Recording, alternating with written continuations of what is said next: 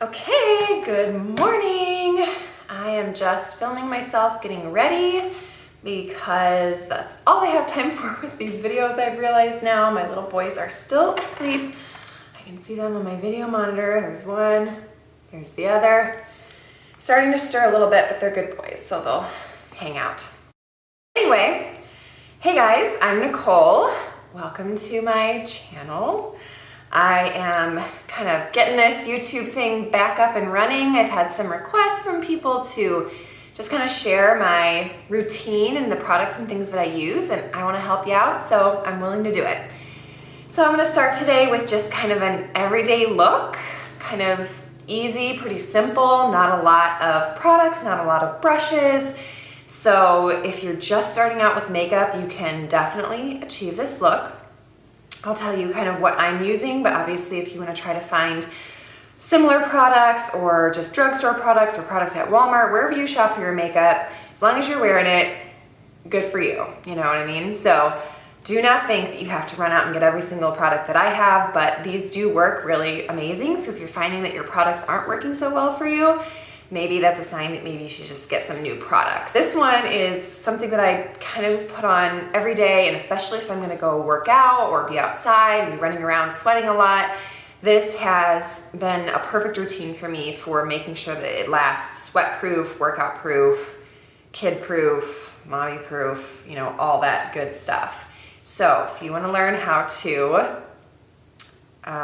do your makeup so it'll last you through the day, being a mom or working out or doing your thing, then stick around. If you like this video, please give it a thumbs up, comment below, let me know what you're thinking, and also subscribe to my channel so you can see when I post other videos. All right, so to start, we are going to go with a primer. I use Murad Invisiblur Perfecting Shield, it's called, with broad spectrum SPF 30, and I'm just gonna pump it onto my fingers like this. Now sometimes if I have a spray tan or something and my face is a little lighter than my body, I will add a little dab of, this is Unique BB Flawless, but a BB cream. And I feel like it just kind of turns it into a tinted primer or a tinted moisturizer. And it can be a really quick, easy, very, very lightweight foundation if you don't want to wear foundation. So just something to think about. So anyway, I just quickly put this all over my face, on my eyelids, all the way to the hairlines, and down my neck, and sometimes onto my chest. Okay, so after I do my primer, sometimes I mix it with BB cream, I go in with a powder foundation. I don't use liquid foundation, definitely not every day, actually hardly ever, maybe for stage or for a really special event. I just don't really like liquid foundation. Maybe I'm using the wrong one, I don't know, but I find that it sinks into my fine lines and wrinkles, makes me look older, more, you know, cakey. I just don't wear it. So that's me personally. I use the Laura Mercier Smooth Finish Foundation Powder is what it's actually called. Normally I use 3, but I also have 4, so sometimes I'll mix them. And then I just got this brush from Tarte. It's called the Buffer Airbrush Finish Bamboo Foundation Brush. It looks like this, and oh my gosh, it feels so amazing. And not only is it just so velvety smooth and amazing, but the finish is just awesome. So I just go in lightly, that's the key too, and I just very, very lightly dust this all over my face.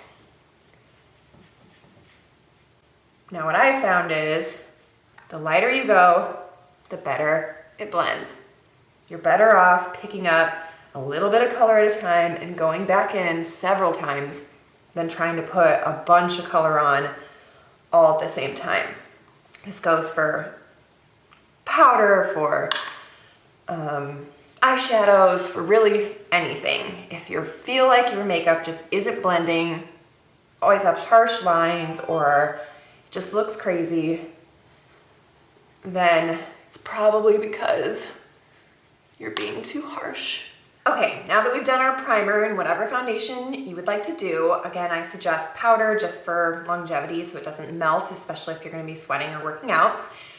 We can move on to our eyes. Now I know it seems like we're skipping the step of concealer, but I like to do my concealer basically last, or at least after my eye makeup, simply because eye makeup can be kind of messy and I don't want it falling down onto my face and getting into my freshly applied concealer and making it look like a mess, and then I'm trying to clean it up and I have to do it all over again. So for my eyes, when I'm gonna be working out or running around or I just need it to last, I like to use a cream shadow. It seems to me like they're just more waterproof, and especially this particular brand, than powder eyeshadows. So this one is from Makeup Forever. It's called their Aqua Cream. This is shade 13. It's just this really nice sort of shimmery, almost rose gold sort of color. And I just dip my finger straight in there. My nails are shorter now, so I actually can. And I just put it on my eye with my finger. Again, try to be gentle. I'm using my middle finger because your pointer finger typically is more dominant, so it's gonna be harsher. And I just go over the entire eyelid, all the way up to the eyebrow, and kind of out in this outer corner area. And you can kind of layer this. You can make it as sheer or as thick, I guess, as you would like. I've never had a problem with the Makeup Forever cream shadows creasing on me or anything at all. I don't have particularly oily skin or oily eyelids though, so maybe that's it. So if you do, you may have those issues, but maybe try the Makeup Forever. If you've tried other brands of cream shadows and you find that you have that issue, try Makeup Forever because it is a really high quality product and it may change your mind about cream shadows. I really love them. The next step after we do our cream eyeshadow is we're just gonna go straight to eyeliner. I don't use any powder shadows on my eyes on days that I'm just running around or going to the gym or whatever, just because I don't have time most of the time and I don't wanna look like I tried too hard. So I'm just gonna go straight for eyeliner. I use the Tattoo Liner by Kat Von D. And it is just super black. It comes in like what looks like almost a Sharpie, but it's super, super fine point. It is a liquid liner, so if you're scared of that, I do have other tutorials that use other liners, but this one I love, especially for working out or running around all day because it just stays put. It doesn't go anywhere, it doesn't flake off, it doesn't run. It just stays where you put it and lasts all day. So I'm gonna zoom in here. Oop. All right, here we go. When you start with a winged liner look, you want to follow the bottom lash line going up towards the outer edge of your eyebrow. This is going to keep the eye looking lifted and going up and out instead of dragging it down by having it go straight out with the upper lash line. So you're just going to kind of stamp or mark it and then work your way in, only about halfway or 3/4. You'll notice that I turn my liner pencil in so that way the thinnest part is going to be towards the inside of my eye as I go that halfway point, so that way it kind of tapers it better and doesn't look like it's just stopping abruptly. And you're better off to create a really, really thin line and thicken it as you go, rather than trying to create the perfect line with the first brush stroke and then fix it later if it doesn't look right. Also, with matching the other side, it's always the hardest part, I feel like, but if you'll notice, I tip my head back. I don't mean to make you look up my nose. I'm just trying to make sure that my wings are going in the same direction. Next, for my eyebrows, I do use the Wonder Brow product. I just paint it onto a disposable spoolie brush and use it so that way it kind of applies it more like hair-like strokes, and it's just quicker and easier than using a regular pencil, and it lasts a little bit longer. It's more waterproof than a typical brow product. It kind of has the setting gel already built into it because it is wet when you apply it, and then when it dries, it's set and it stays all day. So that's why I really like it. It will wash off with regular makeup removing products. If you've seen some of their advertisements, it's supposed to last for 3 days. It definitely doesn't, but it will last all day and through a workout and not smear on your sunglasses or any of those other issues you might have. If you feel like you've gotten a little overzealous or don't like the shape, you can just go in with a dry Q-tip and rub it off while the product is still wet, and then continue to go in and finish shaping and filling in. I use this just because I need to darken my eyebrows a little bit and fill in some of the sparse areas that I have, and it's just quicker and easier for me, again, than using a bunch of products that you see in all these other brow tutorials. I mean, clearly I'm not winning any awards for my shape or definition of my eyebrows, but it is quick and easy, and it will last all day, so that's why I like it.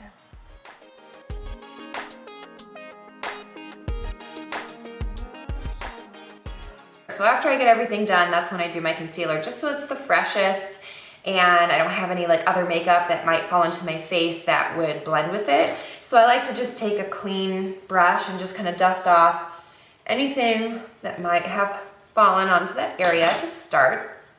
And right now I'm just using the Maybelline Instant Age Rewind Eraser Dark Circles. It's called Treatment Concealer. This is for me a color light pale. Thanks for emphasizing the pale. And I love it because it just has this little sponge applicator on the top. So I just twist it, get it in there, and I go under the eye, down to about your nose level, and then up towards your temple. You want to make like a big giant check mark in this whole area. And then sometimes I'll go down my nose and put a little on my chin. And then I take my foundation brush. This one's from Unique, but they all pretty much look the same, except for maybe not this disgusting because I haven't washed it in forever. Gross. And you just want to press it into that whole area. Don't want to really like drag it or sweep it too much because it's just going to move it around. It's not going to actually keep it in that specific area. And then at the bottom, you can kind of feather it out really lightly just to blend it. Make sure you're not going too high up and messing up your eyeliner. It won't move, it's just that the concealer will kind of soften the color.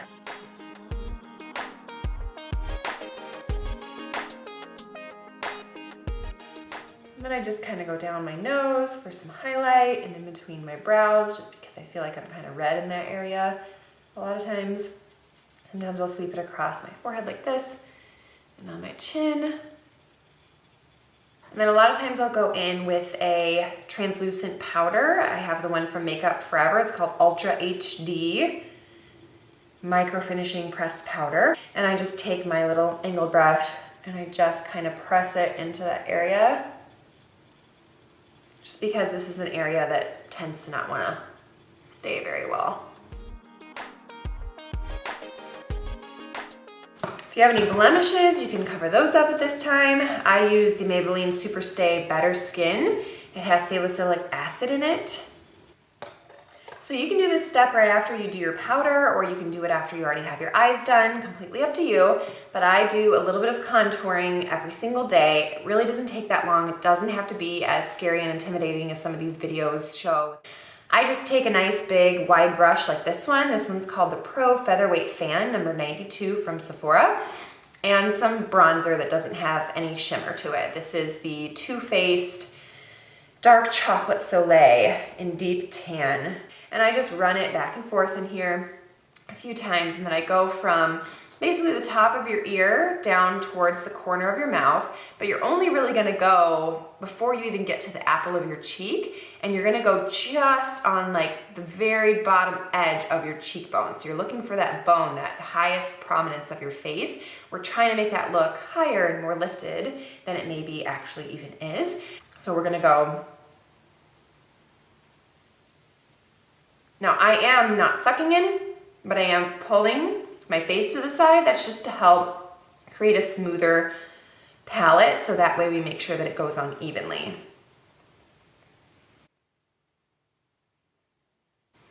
And we'll do the other side.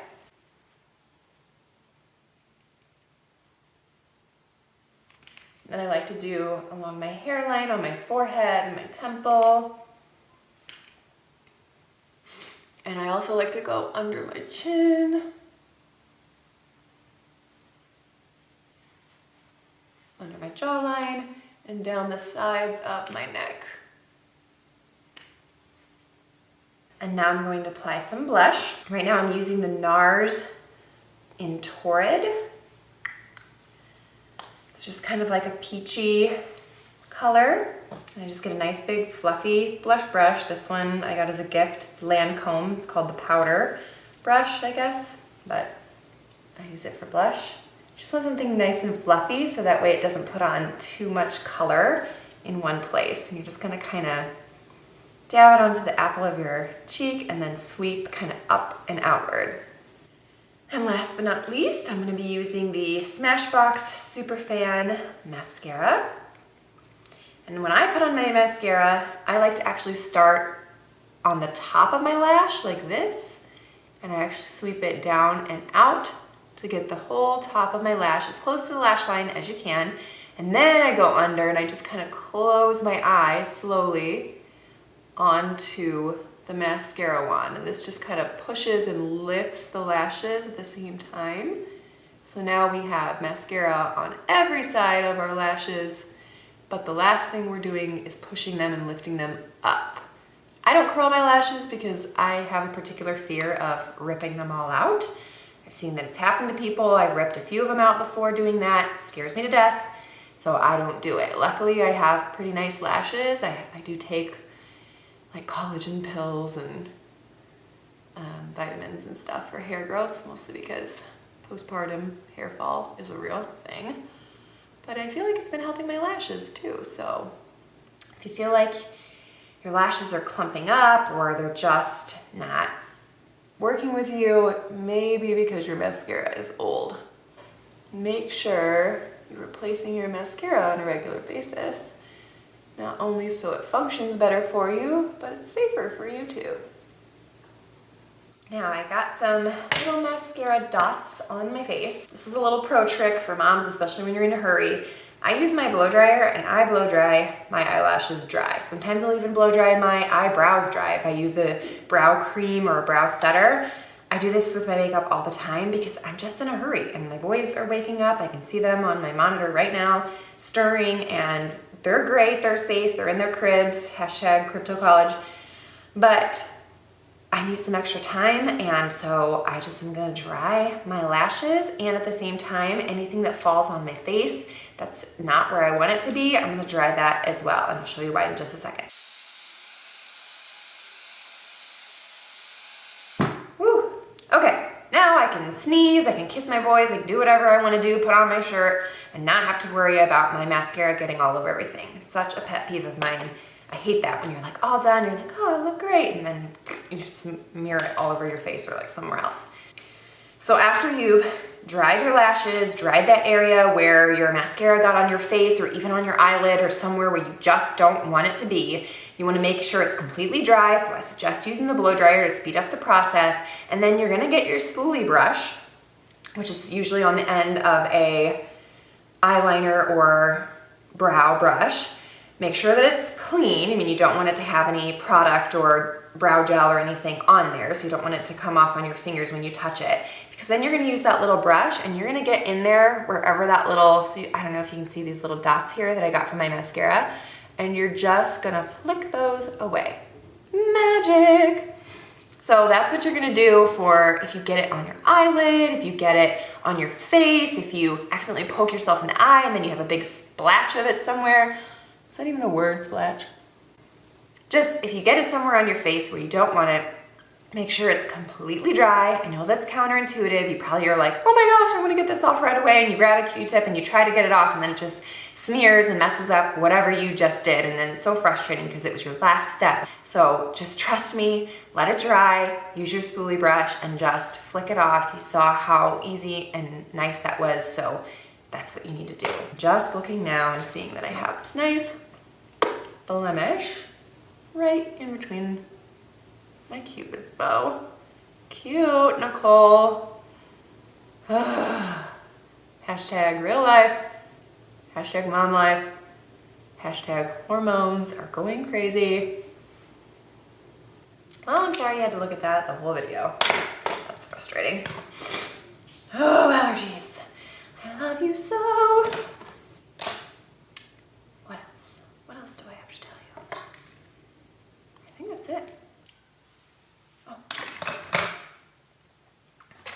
Tips about lip gloss. For lips, I usually just do chapstick or lip gloss because, again, mom life, and I just don't feel like reapplying lipstick or getting it all over my kids or their clothes.